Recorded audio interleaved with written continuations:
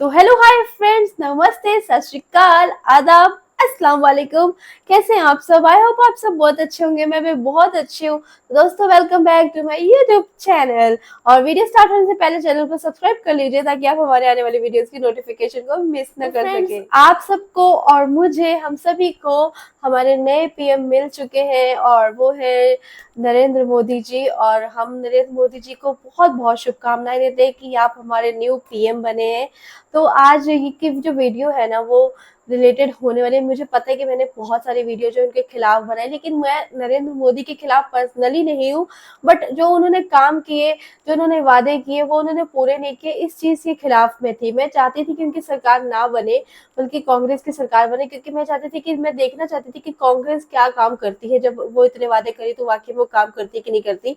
और बस मुझे सिर्फ ये चाहिए था कि यार सरकार जो कोई भी बने, जनता के हित में बने, जनता के लिए काम करे, बस इतना। लेकिन अभी जो है, आप सबको पता है कि सरकार तो बन चुकी हुई है और वो बनी है एनडीए सरकार, यानी कि बीजेपी के गठबंधन हुआ है। और गठबंधन वाली सरकार आपको पता है कैसी होती है, बैसाखी वाली सरकार होती है। उम्मीद है ये बैसाखी वाली सरकार कुछ अच्छा काम करे। जो इन्होंने प्रॉमिसेस किए हम लोगों से, वो फेक प्रॉमिसेस ना हो, कम से कम ये उस प्रॉमिसेस को पूरा करें, ताकि जनता इन जो है, इनसे जिन लोगों ने भी अभी तक इनके लिए वोट किए हैं ना, कम से कम इतने इनको सरकार में लाने के लिए वोट तो किए थोड़े बहुत, वो वोट जो है इनको नेक्स्ट टाइम उससे ज्यादा मिल सके, उसके लिए इन्हें काम करना पड़ेगा। मुझे उम्मीद है कि हमारे पीएम जी अपने प्रॉमिसेस सच्चे दिल से निभाएंगे, ताकि जिस जनता ने इन्हें वोट किया है, जो कुछ जनता तो इन्हें नापसंद करती है, देश की आधी जनता, लेकिन आधी जनता ने इन्हें वोट किया, आधी से थोड़ी सी ज्यादा जनता ने इन्हें वोट दिए हैं। अगर ये वोट आगे भी पाना चाहते हैं, क्योंकि इस बार तो मोदी जी आपकी सरकार बन गई है, लेकिन नेक्स्ट टाइम आपकी सरकार बिल्कुल नहीं बन पाएगी अगर आपके प्रॉमिसेस फेक निकले तो, क्योंकि जनता इस बार आपको फिर से मौका दी है। इसका मतलब ये है कि आप अपनी जिम्मेदारियों को अच्छे से निभाइए, और जो भी आपने गलतियां कर दी हैं पास्ट में, उनको सुधारिए। आपके पास एक और मौका है। ये मौका सबको नहीं मिलता कि 3-3 बार कोई अपनी सरकार बनाए।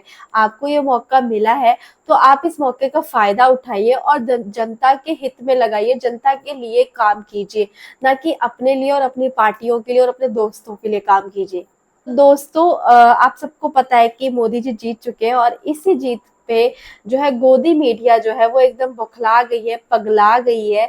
उसी का एक वीडियो लेकर आई हूँ मैं। साक्षी जोशी जी का ये वीडियो है, आप लिंक डिस्क्रिप्शन बॉक्स में जाके देख सकते हैं ये वीडियो, और यहाँ पे भी देख सकते हैं। तो ये वीडियो का टाइटल है गोदियों का मेल्ट डाउन, एक घमंड, एक अकेला और ऊपर दो दो भारी। आपको पता है दो दो कौन है? एक है नायडू जी और एक है, पता ही आपको। तो दोस्तों, चलिए देर ना करते वीडियो को स्टार्ट करते हैं। आखिर नरेंद्र मोदी देश के अगले प्रधानमंत्री के तौर पर नियुक्त हो गए हैं, लेकिन मोदी का तीसरा कार्यकाल, जिसको ये कह रहे हैं मोदी 3.0, कैसा होगा, कितने दिन चलेगा, कोई कुछ भविष्यवाणी नहीं कर सकता। क्योंकि इस मोदी 3.0 का कार्यकाल, जिसे विपक्ष एनडीए यानी नायडू नीतीश डिपेंडेंट अलायंस कह रहा है, चंद्रबाबू नायडू और नीतीश के रहमो करम पर निर्भर करेगा। पर सबसे बड़ा मेल्टडाउन तो गोदियों का हो रहा है, जो मानने को राजी नहीं कि ये सरकार पहले की तरह नहीं चल पाएगी। अब जो मीडिया का अभी भी जो मुख्य धारा का मीडिया है ना, मानक जी, मोदी जी एंड कंपनी की तो ये बात बाद में गले उतरेगी कि वो गठबंधन की सरकार चला रहे हैं। मुझे लगता है मीडिया का ही एक बहुत बड़ा वर्ग ये स्वीकार नहीं कर रहा है कि ये गठबंधन की सरकार है। गजब बेइज्जती है। मुझे ये समझ में नहीं आता मानक कि लगातार ये बात क्यों हो रही है कि ये सरकार वैसे ही चलेगी जैसे 14 और 19 की थी।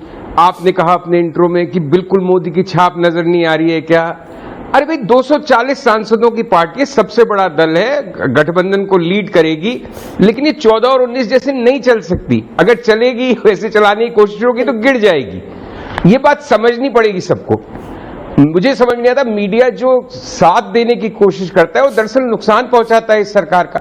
वो मोदी सरकार बोली 400 पार, सारा मीडिया बोलने लग गया 400 पार, रह गए 240, क्योंकि वही एम्प्लीफिकेशन जो वहां से होता है वही वापस मीडिया से चला जाता है। अरे बाप रे, ये तो धोती खोल रहा है। और वो एक दूसरे की बात सुन सुन के सोचते हैं बहुत सत्य का चारों तरफ प्रभाव फैल रहा है। तो प्लीज मेरे ख्याल से सबसे बड़ा तो एक लेसन हम सबके लिए, मीडिया के लिए, संसद चलती है संख्या गणित पे। संख्या गणित पे इस सरकार को बैसाखियों की जरूरत है। बिल्कुल। अभी मजा आएगा ना भिड़ो। इनका तो जबरदस्त वाला है। पापा ने हमारे वालों के वीडियो नहीं फैलाए, इसलिए ध्रुव राठी, रवीश कुमार बाजी मार गए। Those there were trucks which went along with projectors, and Dhruv Rathi's videos were projected out there, madam को नाम भी लेना पड़ रहा है, लेकिन दिल पे पत्थर रखकर, which is whether Dhruv Rathi or Ravish or whatever, they were shown by the Congress and people like, you know, the India Alliance people across the length and breadth of those states where it mattered. नाम लेकर whatever add करके जताने की कोशिश कर रही है कि वैसे ये लोग कोई बड़ी चीज नहीं है। अच्छा, अब इन्हें कौन समझाएगा? तुम जिस विंग के हो वहां सिर्फ झूठ और मोदी की चरण वंदना ही चलती है, और तुम लोगों को देखने वाले भी अब ये जान चुके हैं। रिजल्ट्स यही बताते हैं। True. इतने भी बुरे नहीं हो। मैं अपनी बात नहीं कर रहा था, मैं तो तुम्हें पॉइंट्स दे रहा था। सच हमेशा फैक्ट पर बेस्ड होता है और झूठ प्रोपेगेंडा पर। किसी को पता नहीं चलेगा। दर्शकों की आंखें अब खुल गई हैं, जो कि अच्छी बात भी है। साक्षी, जस्ट इग्नोर देम यार। तुम्हारा एक एक सेकंड कीमती है। They are not worth even a single second. Okay? हाँ, देखिए, मेरे व्यूअर के दिल की आवाज अभी अभी मुझे आई है। Sorry viewers, let's focus on our work. Aam Aadmi party सांसद संजय सिंह ने कहा है कि एनडीए के सहयोगियों को मिला झुनझुना मंत्रालय। आइए समझते हैं मोदी का मुस्तकबिल यानी भविष्य आने वाले समय में आखिर कैसा होगा। नरेंद्र मोदी ने रविवार को प्रधानमंत्री के तौर पर शपथ ली। उनके मंत्रिमंडल में 72 मंत्री शामिल हैं, लेकिन लोगों के मन में एक बड़ा सवाल है कि क्या नरेंद्र मोदी गठबंधन सरकार चला पाएंगे, और चला पाएंगे तो आखिर कितने दिन? क्योंकि ये शक और भी गहरा तब हो जाता है जब नरेंद्र मोदी ने हमेशा से पूर्ण बहुमत की सरकारें ही चलाई हैं, चाहे वो 2001 से 14 का मुख्यमंत्री का कार्यकाल हो गुजरात का, या पिछले 10 साल का कार्यकाल। हर बार पूर्ण बहुमत की सरकारें ही चलाई है ना, अपने मन की बात की है। लेकिन जब प्रधानमंत्री को 4 जून को उनके मन मुताबिक नतीजे नहीं मिले, तो वो अगली शाम जब अपने कैबिनेट सहयोगियों से मिले तो उन्हें आश्वस्त करते हुए संबोधित किया कि गठबंधन सरकार सफलतापूर्वक चलाएंगे और गठबंधन धर्म को भी निभाएंगे। वाह, ये सुनते ही विपक्ष कुछ इस मोड में बैठा नजर आया। लेकिन नरेंद्र मोदी को अपनी ही बातों को साबित करने की अहम चुनौती होगी, क्योंकि अतीत में उन्होंने कोई भी गठबंधन सरकारें नहीं चलाई हैं एक मुखिया के तौर पर।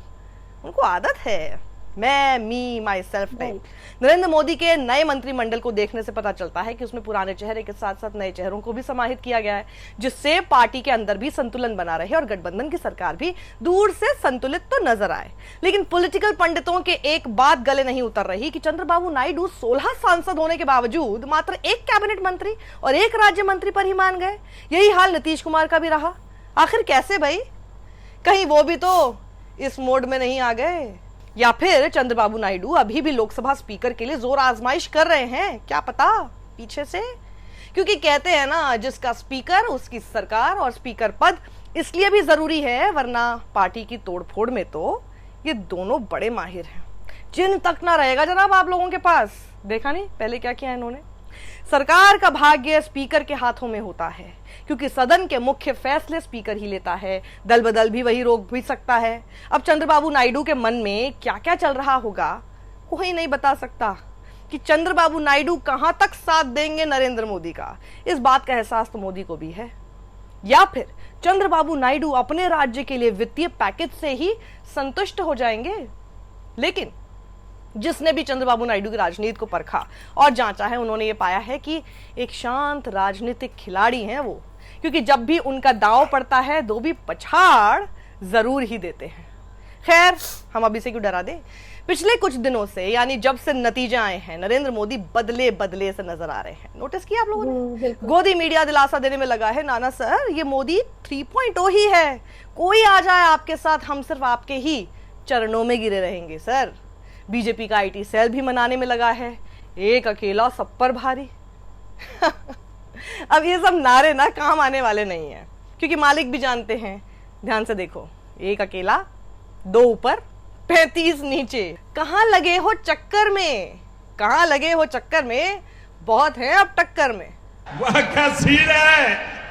वैसे क्या आपको भी कई भाजपाइयों, संघ के सदस्यों या बीजेपी समर्थकों से सुनने को मिला है, अरे बात तो करते हो ना उनसे, अरे वही बात करके देखो ना उनसे, खुशी का ठिकाना नहीं होगा। सुना है खूब बढ़िया बढ़िया मिठाइयां खिलाई जा रही हो रहा है हैं, ऐसा। क्यों आप जानते ही हैं। अब वो मोदी सरकार या बीजेपी सरकार कहने से बचते हैं, अब ये साफ तौर पर एनडीए सरकार कहते हैं। लेकिन एनडीए शब्द वो कब तक बोल पाते हैं, ये भी तो एक सवाल है ना। पहले आपने साफ तौर पर देखा होगा नरेंद्र मोदी अपने विशेषाधिकारों से मंत्रियों को चुनते थे, लेकिन इस बार सहयोगी दलों ने अपने नेताओं के नाम मंत्रियों के रूप में भेजे और फिर वो चुने गए। ऐसी घटना पिछले 10 बरस में पहली बार अब देखने को मिली है। बस एक प्रेस कॉन्फ्रेंस भी करा रही है अलायंस। वहीं दूसरी ओर जेपी नड्डा कोऑर्डिनेटर की भूमिका में नजर आ रहे हैं, अमित शाह नैतिक रूप से थोड़े से दूर नजर आ रहे हैं, यह भी एक बदलाव है। यही नहीं, नरेंद्र मोदी इस बार कई मोर्चों पर चुनौतियों का सामना कर रहे हैं अपने गठबंधन के अंदर ही। एक तरफ जेडीयू ने अग्निवीर स्कीम की समीक्षा करने की मांग की है, यूसीसी यूनिफॉर्म सिविल कोड को ठंडे बस्ते में डालना होगा। अब एक राष्ट्र एक चुनाव लागू करना भी चुनौतीपूर्ण होगा।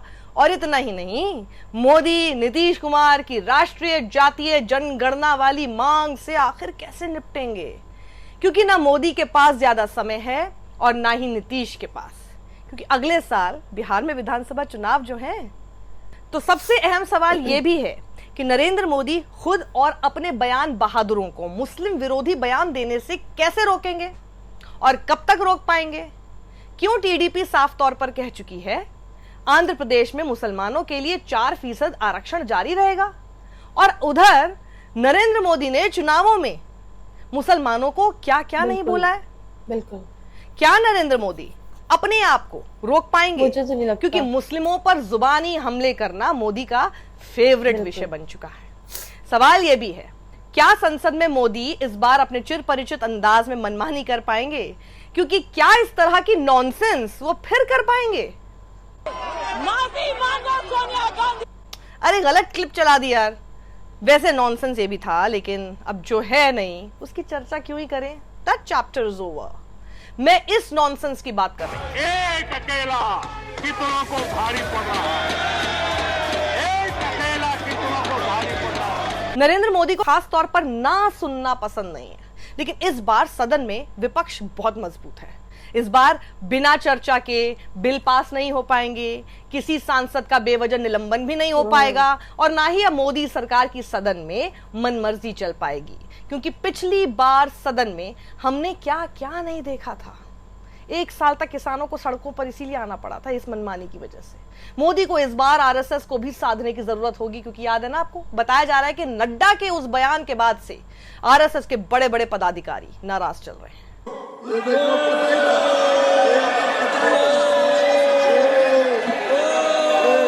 साल के अंत में झारखंड, महाराष्ट्र और हरियाणा में चुनाव हैं, और अगले साल दिल्ली और बिहार में भी चुनाव हैं, जहां मोदी को इंडिया गठबंधन से मजबूत चुनौती मिलने के पूरे आसार हैं।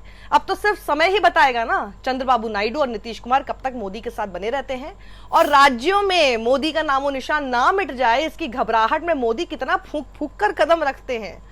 अंत में मैं आपको राजदीप सरदेसाई के ट्वीट के सहारे छोड़ जाती हूं, जब सरकार कमजोर होती है तब मंत्रियों की संख्या बढ़ती है। आंकड़े देखते जाइए। सत्यमेव जयते। तो फ्रेंड्स, आप लोगों ने वीडियो देखी और वीडियो एंड तक देखी है तो समझ आया होगा आपको कि बहुमत की सरकार और क्या कहते हैं इसको, बैसाखी की सरकार ना, हाँ, बहुमत की सरकार और ये बैसाखी वाली सरकार यानी गठबंधन की सरकार में क्या डिफरेंस है।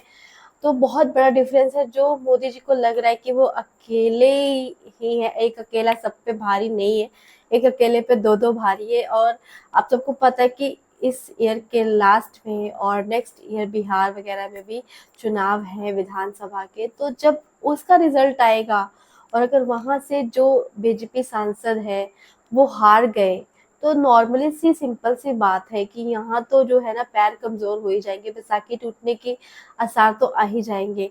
तो देखना ये बहुत दिलचस्प होगा कि ये सरकार कब तक चलेगी, कितनी देर तक चलेगी, और जो मोदी जी को अपने मन की बात कहने की आदत रही है स्टार्टिंग से ही, क्या वो मोदी जी सबके मन की बात सुन पाएंगे और समझ पाएंगे? कि देखना वाकई में यार बहुत इंटरेस्टिंग लग रहा है कि वाकई में देखना पड़ेगा। मतलब एक मेरे ना पॉलिटिक्स में पहले कभी इंटरेस्ट था नहीं, लेकिन अभी जब से ये इलेक्शन स्टार्ट हुए ना, सच में एक इंटरेस्ट आ गया। एंड ये आपने सुना कि एक बीजेपी की ही प्रवक्ता थी जो बोल रही थी कि कांग्रेस अलायंस ने, सॉरी इंडियन अलायंस ने बहुत सारे वीडियोस ऐसे यूट्यूबर्स की चलाई, छोटे मोटे यूट्यूबर्स की, जिनका मुझे नाम भी नहीं पता, जिसमें से एक का नाम उन्होंने लिया था, आप सबको पता है, one of my favourite Dhruv Rathee. और जो यार सच का ही साथ देता है, वो किसी के पैसों पे बिका हुआ नहीं है कि किसी के कहने पे वो वीडियो बनाता है, वो खुद से बनाता है, मन से बनाता है, और मैं उसका साथ देती हूँ, उसे सपोर्ट करती हूँ। तो ऐसे ही मैडम जी, आपको पहले समझने की ज़रूरत है कि आप अंधभक्त हैं, इसका मतलब ये नहीं कि सब अंधभक्त हैं। कहते हैं ना कि एक जो चोर होता है उसे सब चोर दिखाई देते हैं। तो जो बीजेपी वाले हैं ना, ऐसे ही इनका हाल यही हुआ पड़ा है, और गोदी मीडिया का हाल भी यही हुआ पड़ा है।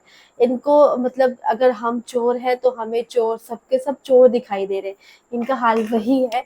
तभी तो वही ये विपक्ष पे भी इल्ज़ाम लगाने पे बिल्कुल भी कतराते नहीं है, और मोदी जी को आश्वासन देने में लगे कि अरे मोदी जी कोई बात नहीं, जैसे अभी तक सरकार चलाई थी वैसे ही चलाएंगे आप। अब वैसी सरकार चलती है कि नहीं चलती है, ये तो देखने से ही पता चलेगा, अभी आने वाले टाइम में बताएगा कि वैसी सरकार चल पाती है कि नहीं। खैर, देखने में बहुत मजा आएगा, और ऐसी वीडियोस देखने के लिए हमारे साथ बने रहिए दोस्तों। चलिए अब मैं साइन ऑफ करती हूँ, bye bye, tata, take care and जय हिंद, जय भारत।